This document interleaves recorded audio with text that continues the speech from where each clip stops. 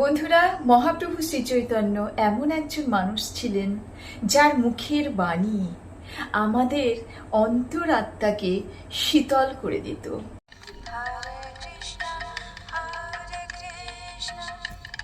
বা এতটাই মিষ্টি ছিল সে কথা যে তার কথার টানে চুম্বকের মতন প্রত্যেকে মহাপ্রভুর কাছে ছুটে যেতেন। সাধারণ মানুষ দলে দলে তার কথা শুনে তার সঙ্গে সারা জীবন ভক্ত হয়ে কাটিয়ে দিয়েছে। মহাপ্রভু শ্রী চৈতন্যদেব সকলকে হৃদয় দিয়ে ভালোবেসেছিলেন। তিনি কিন্তু ভক্তগণকে অনেক টাকা পয়সা, অনেক বাড়ি গাড়ি বা প্রত্যেক দিন ভালো মন্দ খাওয়ানো না, এসব তিনি করতে পারেননি। তবুও ভক্তরা দলে দলে তার সঙ্গে কেন থাকতেন? তার ব্যক্তিত্ব এমনই ছিল যে তিনি সকলকে শুধু ভালোবাসতেই জানতেন।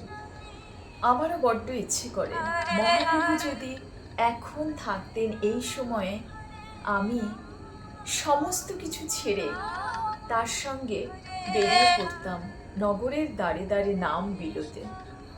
কিন্তু আমার ভাগ্য, আমি এমন সময় জন্মেছি, তিনি ইতিহাস আমার কাছে। আজ হিংসায় উন্মত্ত পৃথিবী, এই পৃথিবী ভালো লাগে না। মনে হয় সেই সত্যযুগে আবার যদি ফিরে যেতে পারতাম। সব দেখে শুনে মন শুধু একটা কথাই বলে, নগরের দ্বারে দ্বারে মহাপ্রভুর সঙ্গে যদি কীর্তন করে বেড়াতে পারতাম। যেদিন খাবার জুটত সেদিন খেতাম, যেদিন খাবার জুটত না সেদিন খেতাম না। এভাবেই যদি জীবনটা কাটাতে পারতাম।